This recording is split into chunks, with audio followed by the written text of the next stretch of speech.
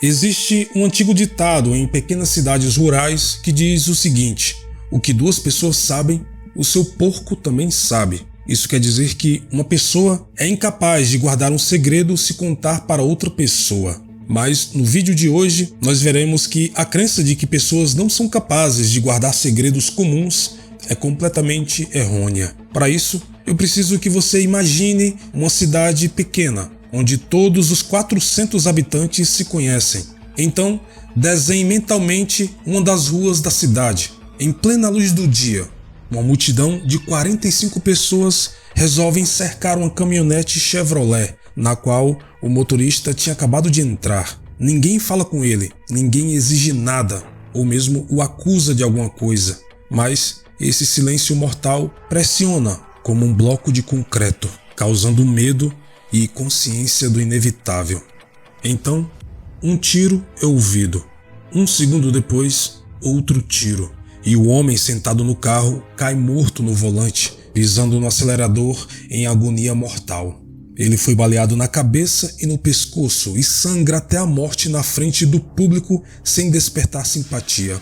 O motor ronca, mas todos recuam e de repente voltam às suas vidas normais, como se nada tivesse acontecido. Era como se um tronco de uma árvore tivesse acabado de ser removido da estrada, um tronco que impedia as pessoas de irem e virem. E este tronco foi removido, imediatamente esquecido, como um suspiro de alívio. Mais tarde, ninguém se lembrava de quais mãos removeram o obstáculo. Acontece que dezenas de olhos que viram esse processo ficaram cegos por um momento. Não há culpados. As testemunhas ficaram em silêncio. E no julgamento, apenas uma delas falou em defesa da vítima, que realmente não sabia de nada, mas que pelo menos havia se compadecido e disse simplesmente que ouvi tiros, mas não sei de nada. E foi exatamente esta a explicação de muitas testemunhas que tiveram que ser registradas dezenas de vezes pela polícia, que tentou descobrir o que aconteceu no dia 10 de julho de 1981 nas ruas da cidade de Skidmore, no Missouri, Estados Unidos. Naquele dia ensolarado de verão, Ken Rex McElroy foi baleado na frente de muitas pessoas e coube à polícia descobrir quem era o assassino. Mas os moradores desviavam seus olhares, todos repetiam que nada sabiam, e ficou claro que eles pretendiam manter o silêncio sobre os detalhes daquele crime. "O que está acontecendo aqui?", perguntou um dos detetives enviados para a pequena cidade. Ele estava perplexo, pois tinha certeza que todos os habitantes viram tudo, sabiam de tudo, mas por que eles não falavam nada? Porém, os investigadores não precisaram fazer essa pergunta por muito tempo, quando eles descobriram quem foi o homem assassinado naquele dia.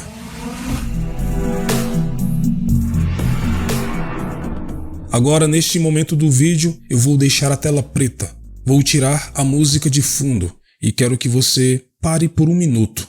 Escute apenas a minha voz. Em seguida, me responda a seguinte pergunta: quais traços de caráter você mais odeia nas pessoas? Talvez a maioria de vocês pense: estupidez, burrice, malícia, ganância, ou não. Provavelmente você vai imaginar coisas mais violentas, como ladrões, violência, assassinos, pedófilos. Com isso, eu quero garantir a você que não importa o que você tenha imaginado, Ken McElroy tinha tudo isso e mais um pouco. Provavelmente, a vileza desse homem ultrapassou todos os limites possíveis e em algum lugar, no livro do destino, ele cruzou a linha vermelha, deslocando o pêndulo do destino não a seu favor. Agora vamos conhecer um pouco sobre Ken McElroy.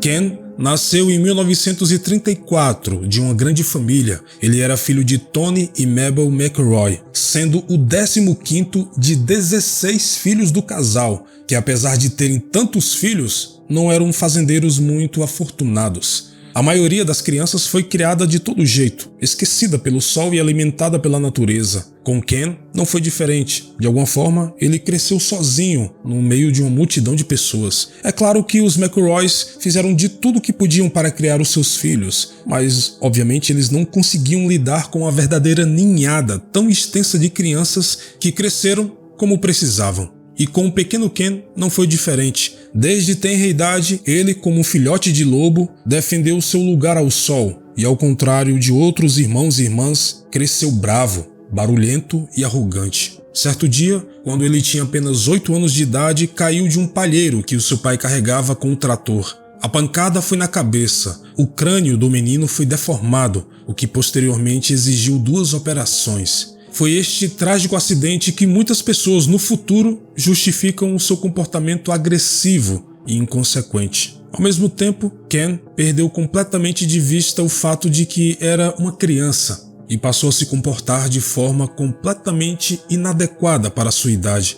Na adolescência, ele não queria estudar, mal chegou à 5ª série, então realmente não aprendeu nem a ler nem a escrever. Isso aliado ao fato de que todos os professores notaram que o menino, ao contrário de alguns de seus irmãos, por natureza era inteligente, apesar de pouco estudo. No entanto, ele precisava completamente da assistência de pessoas mais velhas, pois acreditava que estudar era perda de tempo e passava as horas da escola apenas planejando intrigas e lutas. Como resultado, ele começou a colocar brigas entre guaxinins, gatos e cachorros e cobrava ingresso de outras crianças para assistirem. Essa foi a sua juventude, e isso se transformou em uma fúria selvagem de um terrível criminoso. Alto, acima do peso, com olhos frios, ele aterrorizava até mesmo os mais cruéis bandidos da época, principalmente porque começou a fazer coisas desagradáveis na vizinhança, usando de uma violência sem sentido. Ele espancava sem piedade seus irmãos, amigos, colegas de classe ou qualquer um que passasse na rua.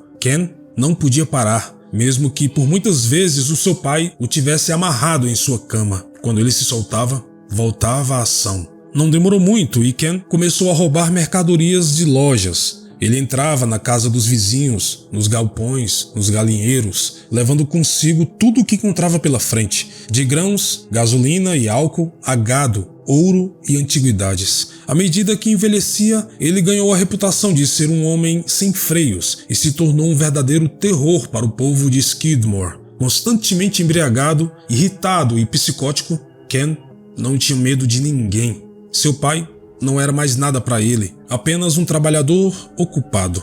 Lei e punição eram algo sem sentido, e logo toda a população do modesto Skidmore soube que era melhor evitar Ken McElroy quando cruzassem com ele pela estrada. Em qualquer situação ele poderia, sem motivo, tirar uma pistola do paletó, apontar para qualquer pessoa, intimidá-lo e fazer alguma coisa, até mesmo matar.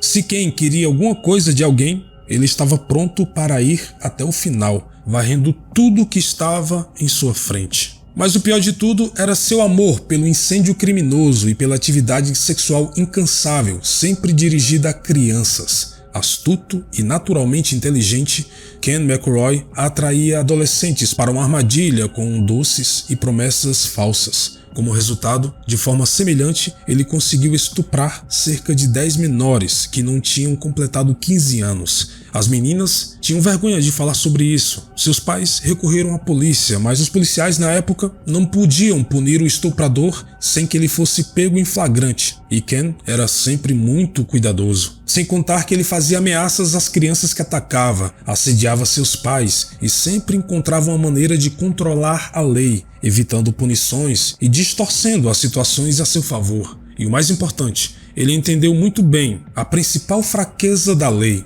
se não há testemunhas, não há um crime.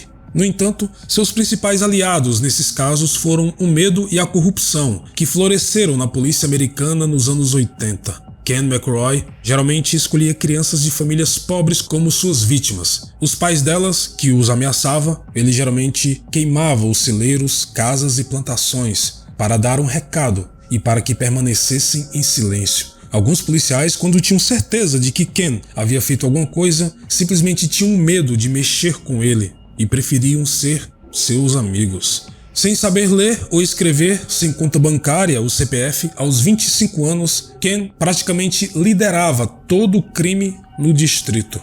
Ele criou cães de caça, alugou suas terras, trocou gado roubado e heroína. Ele subornava alguns guardas para que fechassem os olhos sobre os seus malfeitos e conseguiu dinheiro suficiente para pagar os melhores advogados, que magistralmente defendiam o criminoso perante a lei. No entanto, Apesar da miopia deliberada por parte da polícia, Ken McElroy ainda se viu no tribunal 21 vezes. Um de seus advogados, Richard McFadden, disse que havia um momento que seu cliente simplesmente precisava defender os seus interesses.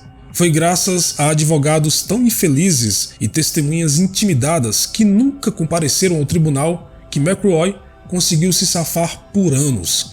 Um exemplo da astúcia com que esse criminoso sempre se safou foi o seu quarto casamento. Aos 37 anos, ele começou a perseguir uma garota local, Trena McLeod, que ele pegou várias vezes na rua, levou para sua casa e a estuprou. Naquela época, Trena tinha apenas 12 anos e se tornou a criança mais nova que já caiu nas garras de McElroy. Assustada e infeliz, ela teve medo de contar aos pais sobre tudo o que passava, e eles tomaram conhecimento da violência em si por acaso, depois que ela visitou um médico local.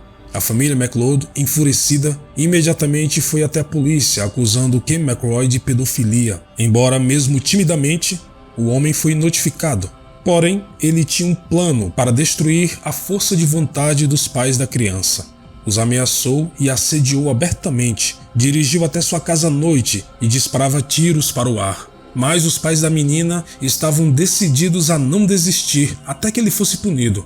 Em retaliação, ele incendiou a casa e o celeiro e atirou no cachorro deles. Mesmo assim, os pais de Trena não desistiram e, vendo a persistência deles, a polícia começou a pressionar McElroy. Para resolver essa situação, o advogado dele aconselhou que o cliente se casasse com Trena. Aproveitando uma brecha na lei, ele fingiria que tinha sentimentos verdadeiros pela garota e estava pronto para andar de mãos dadas com ela por toda a vida. Na verdade, essa opção era a única maneira que McElroy tinha para evitar uma punição de estupro e pedofilia. Em alguns estados norte-americanos, incluindo o estado do Missouri, até hoje existem leis desse tipo, onde é possível uma menina de 12 anos se casar.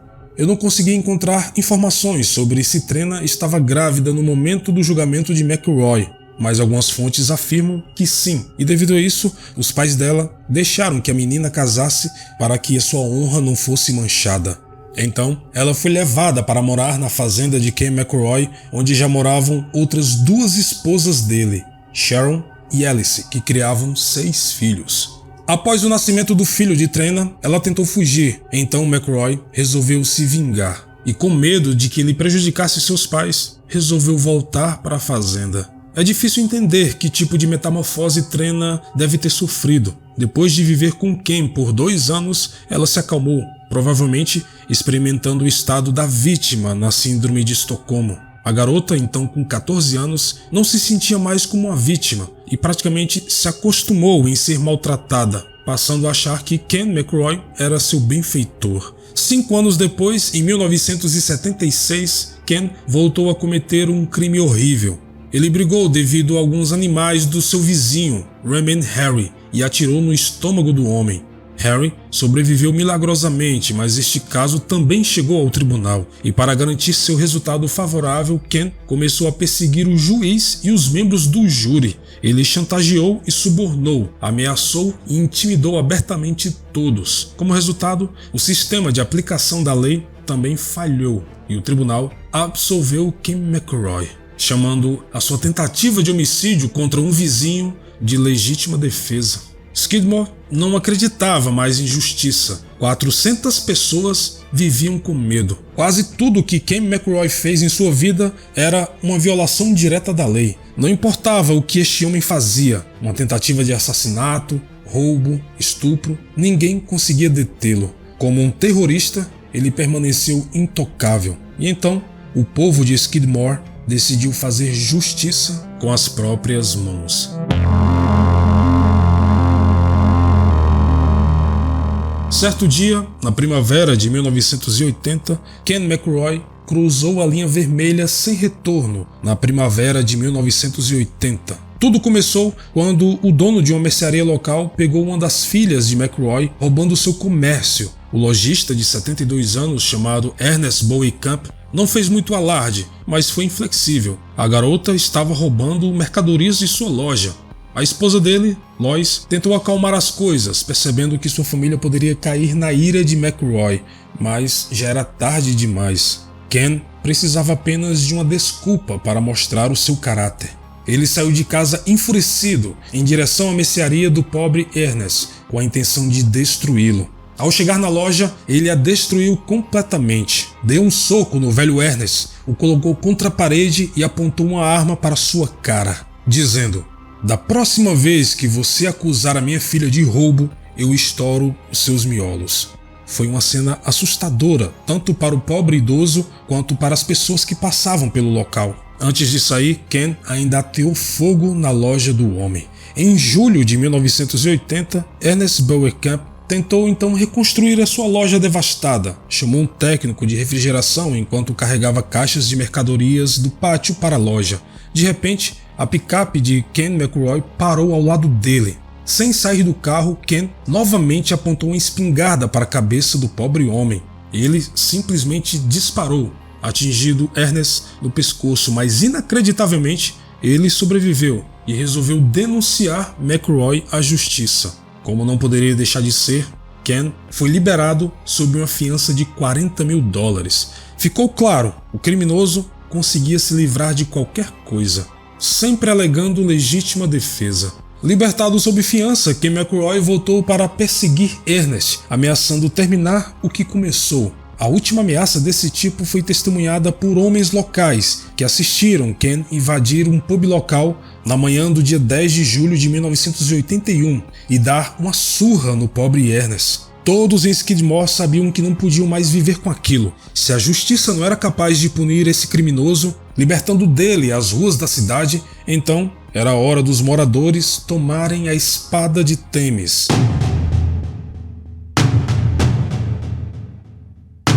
Alguns policiais descreveram mais tarde o que aconteceu da seguinte forma: esses eram os pais e avós de Skidmore, pessoas comuns e trabalhadoras que queriam viver em paz. Eles tiveram que fazer o nosso trabalho por nós. Como dito no início do vídeo, Ken McRoy foi atingido com 2 tiros e morreu logo em seguida, no dia 10 de julho de 1981. 45 pessoas testemunharam a sua morte, e nenhuma delas disse ter visto o assassino de Ken McRoy. A única pessoa que testemunhou em favor de Ken McRoy foi justamente Trena McLeod, que estava no carro com ele. Segundo a mulher, ela viu um homem abrir o porta-malas do carro, tirando um fuzil e se aproximando de um grupo de pessoas que cercavam o carro de Ken. Trena gritou, tentando alertar o marido, mas ele apenas sorriu, colocou um cigarro na boca e acendeu, pois não acreditava que essas pessoas fossem capazes de algo realmente sério. De repente, o primeiro tiro foi disparado, uma bala de rifle calibre 30, que o atingiu no pescoço. Ele largou o cigarro da boca e, horrorizado, agarrou as 2 mãos no pescoço para tapar o ferimento.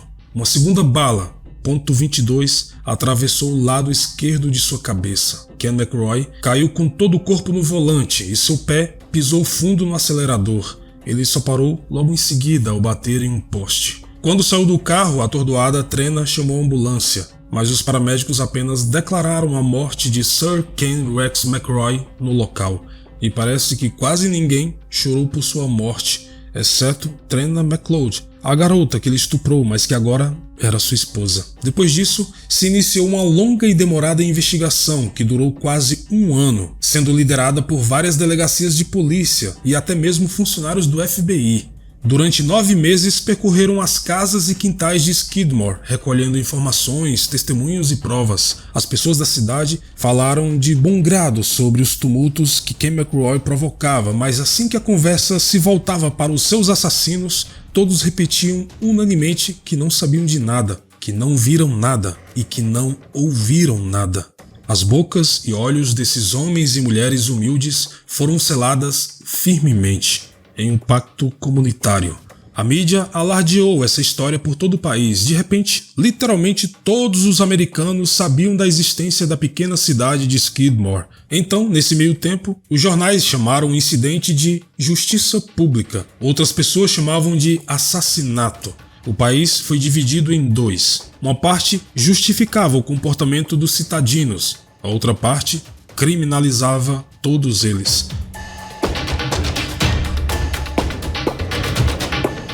Ken Rex McElroy foi enterrado no cemitério St. Joseph. Um ano após sua morte, sua fazenda foi misteriosamente incendiada. O fogo parecia lamber a memória de seu dono com as chamas. A partir de então, Skidmore poderia viver tranquila e pacificamente. As pessoas poderiam criar os seus filhos e desfrutar da paz. Mas em pouco tempo, o crime que cidadãos respeitáveis tiveram que cometer minaram suas almas. O fardo da responsabilidade, como a podridão, devorava as mentes e os corações, como se Ken McElroy finalmente tenha conseguido estragar a cidade, arrastando a felicidade de seus moradores para o seu túmulo. Vários moradores, talvez os autores do crime contra McElroy, começaram a beber muito, entrar em depressão. Alguns tiraram a própria vida, outros morreram de doenças provocadas pela bebida, depressão. Algumas testemunhas do assassinato deixaram suas casas e foram para outros estados. Mas de toda forma, e o mais importante, eles mantiveram o seu silêncio, olhando nos olhos um do outro e se calando. Eles lamentavam que o destino os tivesse forçado a pegar a espada da justiça. Como resultado, Skidmore virou praticamente uma cidade fantasma. E assim ficou por cerca de uma década, até que lentamente a vida começou a voltar ao normal, pelo menos em partes. As memórias de Ken McElroy e seu assassinato ainda assombram a pequena cidade até hoje. Os moradores, agora reduzidos a pouco mais de 200, acreditam que o incidente deixou uma marca de vergonha na cidade, arruinando sua reputação para sempre. Seus moradores ainda não falam sobre este caso com nenhum estranho, reagindo agressivamente mesmo a menor menção sobre ele. A polícia não perde a esperança de descobrir os nomes dos assassinos de McElroy. A última esperança ficou por trás do desejo dos perpetradores de admitir sua participação no crime, pelo menos no leito de morte. Mas até hoje, ninguém nunca confessou. No entanto, quanto mais tempo se passou desde o dia do incidente de Skidmore, mais pessoas condenam o ato dos habitantes daquela cidade. Mas é importante frisar que ninguém justifica o que McElroy fez, mas dizem que ele não merecia ser julgado pelas pessoas, que mesmo que demorasse, um dia a justiça dos homens teria efeito. Muitas pessoas insistem que sob nenhuma circunstância a sociedade deve infringir a lei que organiza as pessoas e simplesmente partirem para o linchamento. Mas é difícil você ter que suportar até o fim, independentemente de suas próprias perdas. É mais fácil falar. De toda forma, é difícil acreditar que tudo isso aconteceu na era do nascimento dos computadores pessoais, um sistema judicial procedente e igualdade de sexos e raças. Parece que este caso foi transferido para o nosso tempo de maneira errada pelo destino. Talvez ou não, o mais marcante é o silêncio de dezenas de pessoas. É improvável que você se lembre de um caso semelhante a este, em que ninguém tenha confessado. Mas, na realidade, esta é apenas uma história sobre pessoas em uma pequena cidade que foram levadas para um local de desesperança devido à inação da lei. Bom, este foi o vídeo de hoje. Espero imensamente que tenham gostado e, como sempre, nos vemos nos comentários. Até mais.